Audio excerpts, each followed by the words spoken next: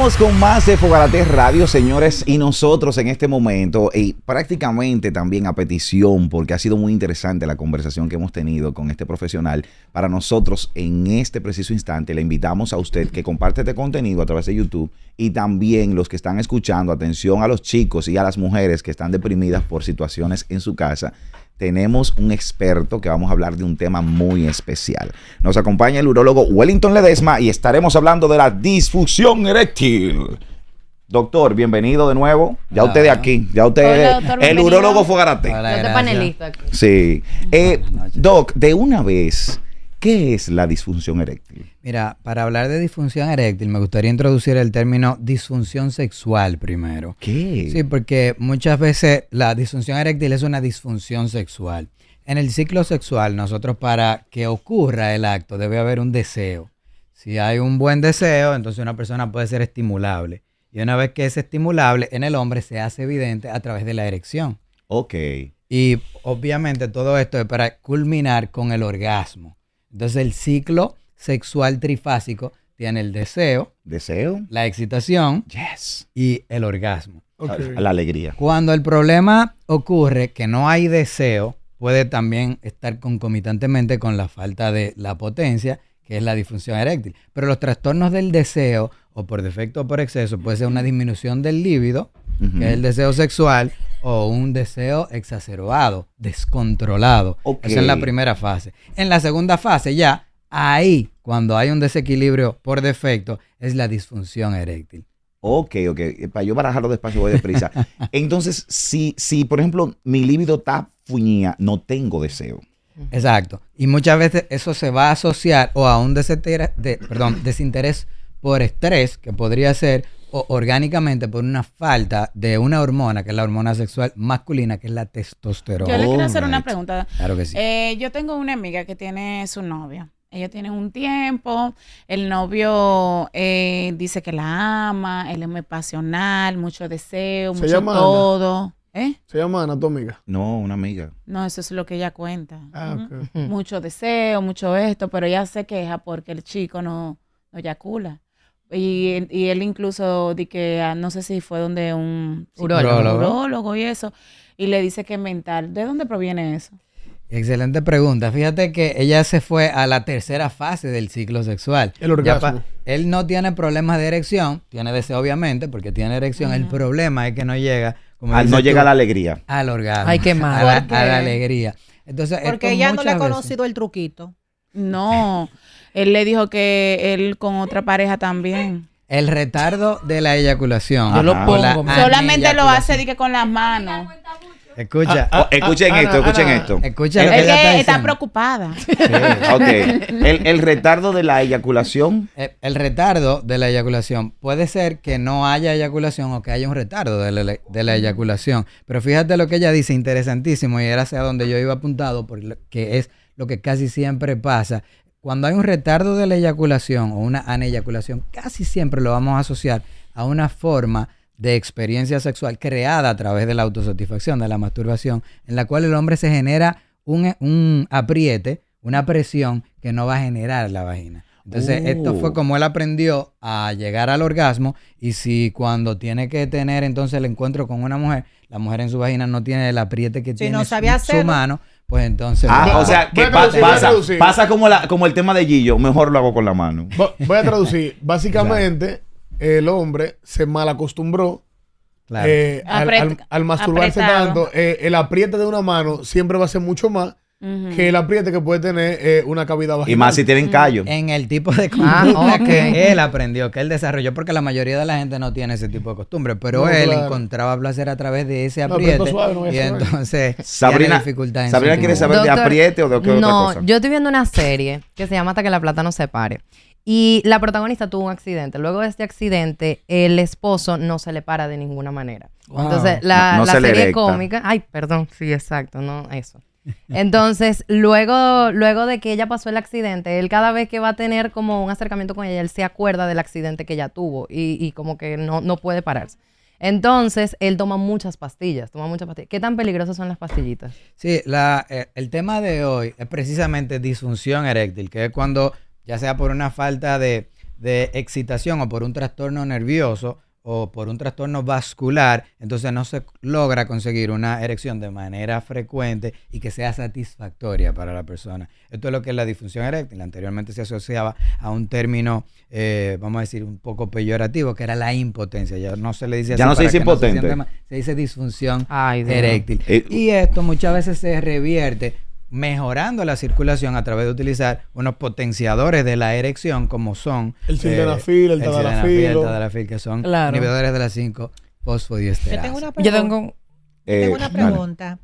Escúchame, Piri. Ay, mi amor. ¿Qué tanto puede influir en un hombre tener exceso de estrés, deudas, preocupaciones, para que pueda lograr entonces conseguir eso? Y muchísimo. Lo primero es que cuando un hombre no está mentalmente en eso, puede desarrollar una disfunción eréctil que puede ser de dos tipos: la psicógena, que todo ocurre en la mente, o una orgánica, que es por un trastorno o un déficit en los genitales, en el pene, fundamentalmente. Entonces, cuando nosotros vemos que el paciente tiene los niveles de testosterona normales y que entonces no debería tener ningún trastorno de la circulación tampoco, como ocurre en la mayoría de los jóvenes, pensamos que está teniendo un trastorno de disfunción eréctil de forma psicógena. ¿Y por qué puede ocurrir esto? Lo primero es que si uno no está en eso, porque está pensando en otra cosa y no se concentra, pues entonces no va a llegar a esa excitación. Eso es lo primero. Y bueno, lo segundo es que si el paciente está generando algún tipo de ansiedad, un trastorno de ansiedad, el corazón comienza a liberar sustancias que le dicen: tú estás en peligro, tú tienes que sobrepasar esto, y en lo último que va a pensar es en el sexo, y por eso se le quita el hambre y se le quita el apetito sexual. La Piri tiene una pregunta para usted, Doc. Mire, doctor, por allá por el barrio donde yo vivía, había un señor que se llamaba Papo. Y ese señor era demente, tiene problemas, ¿usted me entiende? Y él parece que utilizaba mucho estos sobrecitos que venden en los colmados para que la cosa se pare. Y él siempre paraba en la calle con su miembro así. Cada vez que tú lo mirabas, tú lo veías así. Ajá. ¿Me entiendes? Papo así. A mí me gustaría saber si a su consultorio le han llegado personas con este tipo de casos y qué causa eso. Sí, hay un trastorno de, vamos a decir, exceso de la erección también. Como hay déficit de la erección, hay un trastorno de exceso que puede ser por la liberación de sustancias y muchas veces se asocian a trastornos mentales. El paciente comienza a liberar estimulantes y entonces eso relaja el pene y permite que se mantenga en una erección. Esto no es tan típico, pero sí puede ocurrir. Y me quedé ahorita con una pregunta que me hiciste tú de la serie. Si un paciente tiene un traumatrio a nivel de la médula, en donde están las vértebras a nivel sacras, nervioso, puede ser que haya una alteración y que entonces de manera orgánica no pase la corriente, la inervación, como se conoce en medicina. Entonces, si no llega esa liberación de esos neurotransmisores, no va a ocurrir Yo tengo una erección. pregunta. ¿Qué, por ejemplo, para estos pacientes, para estos chicos, ¿verdad? Que se ponen adictos a la sustancia para poder tener una relación sexual. Eso mismo, para que se le pueda levantar, perdón. Qué problema con uno aprender a hablar ahora, pero que aquí vamos, un proceso. Erectar, erección. Un proceso. ¿Cuáles son esas consecuencias luego que ya, si no son con esos elementos, no funcionan? ¿Con el tiempo trae algún tipo de problema? Y fundamentalmente lo que la ciencia se ha dado cuenta es que no hay un problema real, a menos que se abuse de este tipo de sustancias, que se asocia muchas veces a algún tipo de trastornos cardíacos, y es porque anteriormente, y cuando se descubre la molécula, lo que lo comenzaron a utilizar eran personas que no estaban en forma física, entonces tenían la disfunción, se tomaban ese medicamento y al hacer el esfuerzo le daba un infarto, pero no era por el medicamento, era por el esfuerzo. Ok. Ahora, un jovencito puede utilizarlo sin problema y para él va a ser muchísimo más fácil mantener una erección, pero no lo necesita. Sin embargo, lo está utilizando. Y como es más fácil, si tú le das algo al organismo, el organismo va a dejar de hacer producirlo. Exactamente. Entonces, lo que pasa es que de manera psicógena, ellos interpretan: sin este medicamento, entonces yo no voy a tener la potencia que típicamente voy a tener, y abusan de este tipo de Yo tengo una pregunta. Aquí tuvimos un invitado que fue, ay Dios mío, el merenguero el Jeffrey. El Jeffrey, lo cual él confesó que tenía, ¿cuánto era? 2 años. 2 años sin él tocar una mujer, ni siquiera tocándose él mismo. ¿Puede ser posible que un hombre pueda durar 1 año o 2 años sin llegar? Sí. La apatía sexual es algo que ocurre cuando la persona tiene muchos problemas. Pero además, uno comienza a producir una sustancia que es moduladora de ese estrés, que es el cortisol. Y de lo mismo que se produce el cortisol, nosotros necesitamos para producir testosterona. Y si porque no estoy teniendo tanto sexo, no necesito tanta testosterona que va a producir el organismo, la otra hormona que sí necesito porque tengo mucho estrés, y ahí comienza lo que es un déficit de la testosterona, que es el hipogonadismo, que se puede corregir. Y no estar añeja esa mira. Pero yo pensé que eso no se podía, porque incluso yo tengo entendido que el hombre regularmente es como si fuera, lo voy a decir a mi manera como yo hablo, que se me puede entender. Es como cuando tú tienes una vena que se te va a casi explotar, porque tienes que, ¿cómo se puede decir? Saciarte. Porque tiene que saciar o porque tiene que eyacular. Expulsar. Esa es la palabra. O sea, a ti te meten la cotorra de que tengo mucho que no hago y me está doliendo. Se escucha mucho eso. Sí, te voy a poner un ejemplo muy gráfico, que es algo que le ha pasado a la mayoría de los hombres. Cuando el hombre pasa un rato teniendo caricias con su novia y no puede llegar a la eyaculación, va a ocurrir una producción de esa secreción a nivel de los testículos, que es lo que le dicen el blue balls, bolas azules, que es esa congestión de ese líquido en los testículos que duele muchísimo y es tan sensible. Pero duele de verdad entonces. Pero así mismo. Pero cuando hay, como él dice, cuando hay una estimulación que no llega. Cuando hay motivación y tú estás en el momento, pero no se concreta. Cuando una mujer fue a microondas. Tú te quedas como que y te va con eso el dolor para tu casa. Exacto, ¿verdad? pero también pasa que las vesículas seminales y la glándula prostática aportan el grueso de lo que uno eyacula, del líquido seminal, el 90%. Y si yo tengo un ritmo, por decir, de que tengo intimidad 2 o 3 veces por semana durante 1 o 2 años y después de manera bruta porque ya no tengo pareja o porque estoy distraído y ya no estoy en eso, entonces no la sigo produciendo pero no eyaculo, pues entonces eso congestiona esos órganos que generan otro tipo de molestias también. Mata lluvia. Doctor, cuando decimos impotencia a nivel psicógeno, nos referimos también no solamente a problemas externos, que deuda y demás, sino, por ejemplo, puede ser un problema creado en el mismo momento por la ansiedad de tener un buen performance, un buen desenvolvimiento en el acto. ¿Qué tan frecuente le llegan con esa situación de me estreso mucho y me pongo muy ansioso cuando voy al acto porque quiero complacer a mi pareja y lo pienso tanto que me bloqueo y no funciona? Es súper frecuente. Es algo que genera a veces muchísimo trastorno e inseguridad en un hombre que siempre funcionó bien, sabiendo que le atrae a esa persona, está con esa persona, la tiene ahí, sabe que le gusta y no puede, porque está más distraído en vez de disfrutarla, de que tiene que quedar bien. Así mismo como tú dices, se presiona, comienza a liberar esa sustancia, adrenalina, noradrenalina, que hace que se acelere el corazón, el cerebro interpreta, hay un problema. Hay un lío aquí. Sí, pero a mí me está pasando un problema. Doctora, a mí me está pasando un problemita. Cuénteme. Que a mí no ¿Otra amiga tuya? No, yo dije a mí. A ella, estamos hablando de disfunción eréctil. Vamos a ver que ella tiene que ser erecta. Dale, di tu problema. Yo tengo un problemita, doctor, que yo soy de las mujeres que después que termino de mi intimidad, cuando el chico se va al baño, tengo que seguir yo sola varias veces. ¿Por qué eso? Y oye, es de verdad. No te complacen bien, sí. mija. No, me complacen bien. No, pero que me gusta. No hay un fallo. No. Usted es profesional. Sí. Mándela a ver la película Ninfómana. Si armamos un debate aquí de eso. Mira. Vale, que tú no eres de las mujeres que se yoquea, yo sí.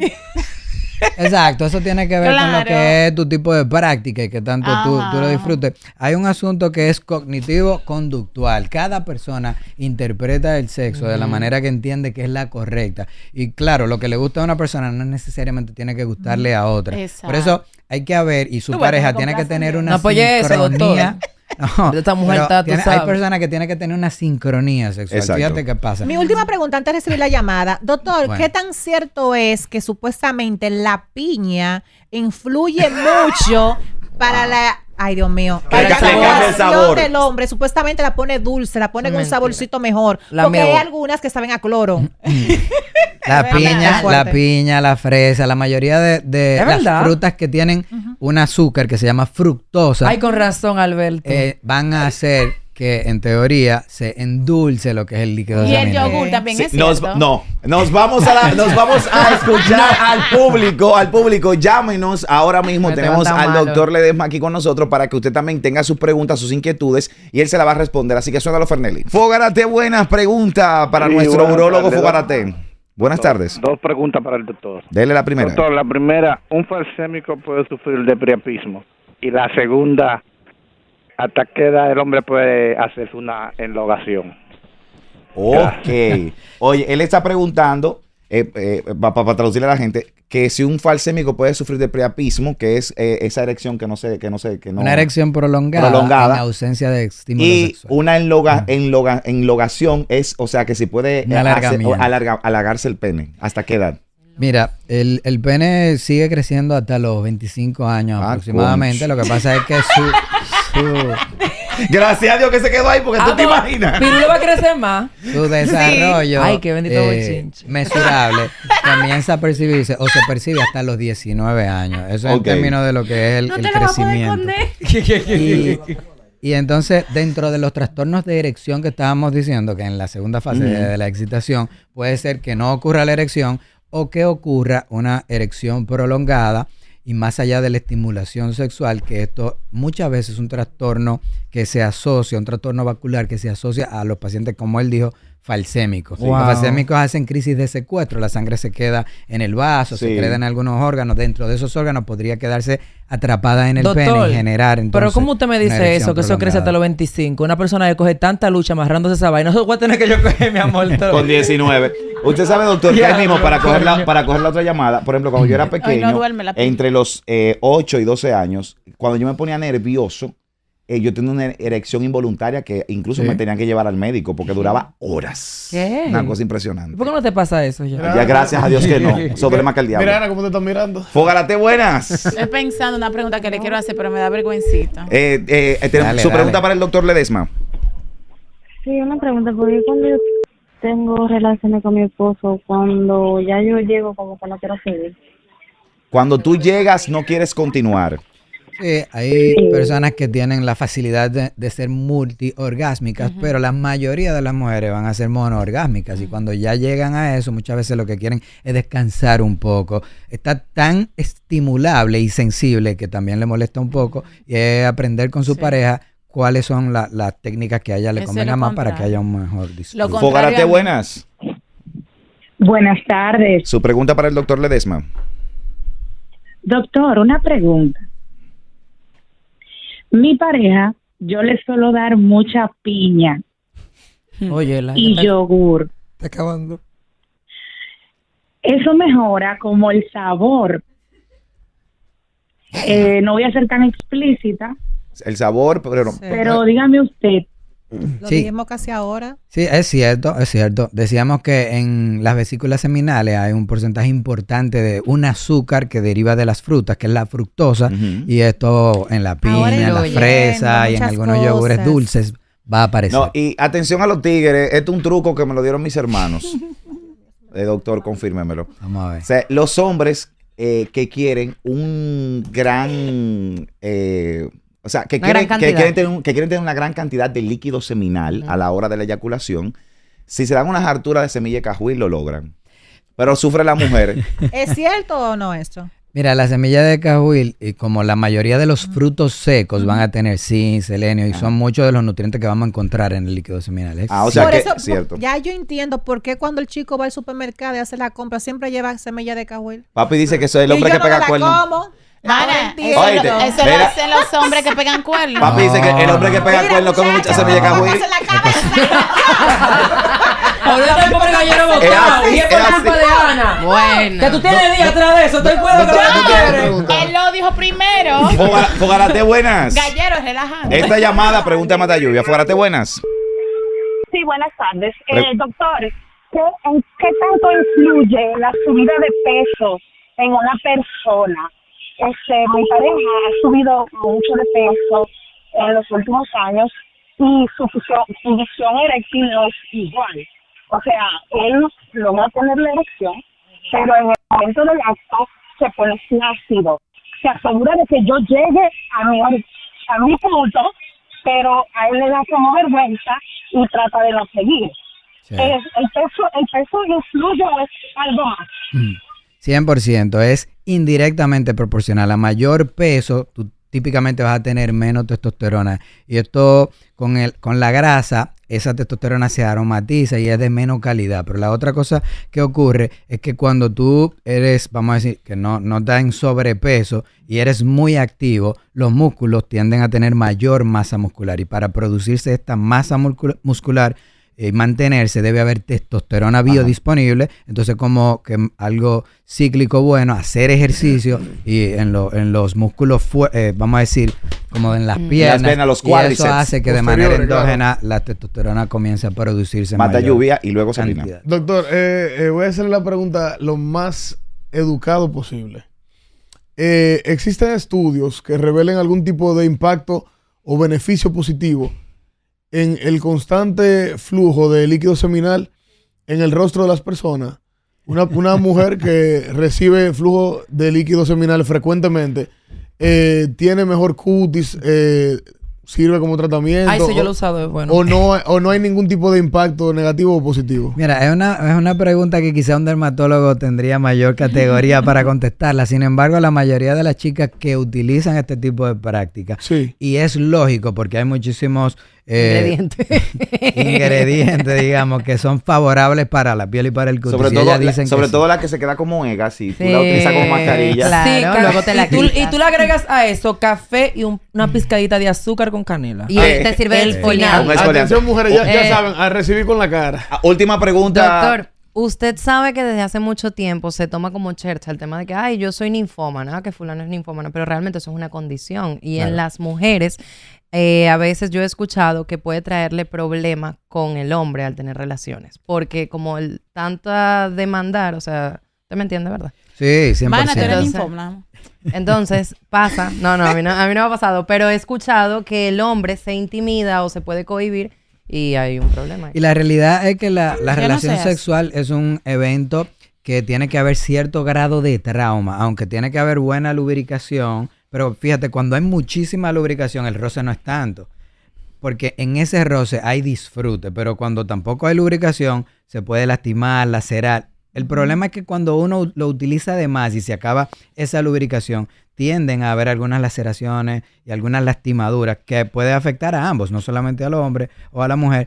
Pero si una mujer no está satisfecha con el coito, que lo que va a durar, una de las preguntas más frecuentes, sí, entre 5 y 15 minutos es lo normal. Lo que pasa es que uno bota el tiempo y dice, no, yo tengo una hora. Yo tengo una hora ahí arriba. Tú duras un minuto haciéndote así y te va a pelar. Imagínate utilizando los genitales. Pero hay otras formas, aparte del coito, que pueden darle placer a la pareja y que pueden ser exploradas. Señores, gracias al doctor Wellington Ledesma por compartir con nosotros, urólogo, especialista, tratando el tema disfunción eréctil. También tratamos otros temas como la ninfomanía, que la mencionamos por aquí.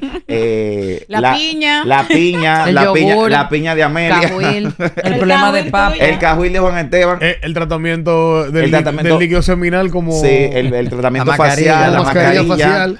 El yogur. Pero bueno, doctor, de verdad, gracias. Usted es nuestro urólogo Fogarate. No, yo encantado de estar aquí compartiendo con ustedes. Gracias a Melissa. Y bueno, siempre pueden contar conmigo. ¿Cómo lo podemos seguir en redes sociales, doctor? Estamos con dr.wellingtonledesma.rd en Instagram, dr.wellingtonledesma.rd, y en el Centro Médico UCE todas las tardes con el contacto 809-475-6102. Usted sabe que yo no podía sin esta. Yo sigo a una persona, un urólogo de México, que dice que si tú quieres retrasar o no padecer cáncer de próstata, debes de eyacular por lo menos 25 veces al mes. El año pasado salió un estudio que decía el número puntual es 21 eyaculaciones, que fue un estudio largo, pero ese estudio está sujeto a muchísimas interpretaciones y es algo que yo no creo que sea sostenible, por lo que yo tengo mis dudas. Bueno, nos vamos a la pausa. Cuando retornemos tenemos más de Fogarate.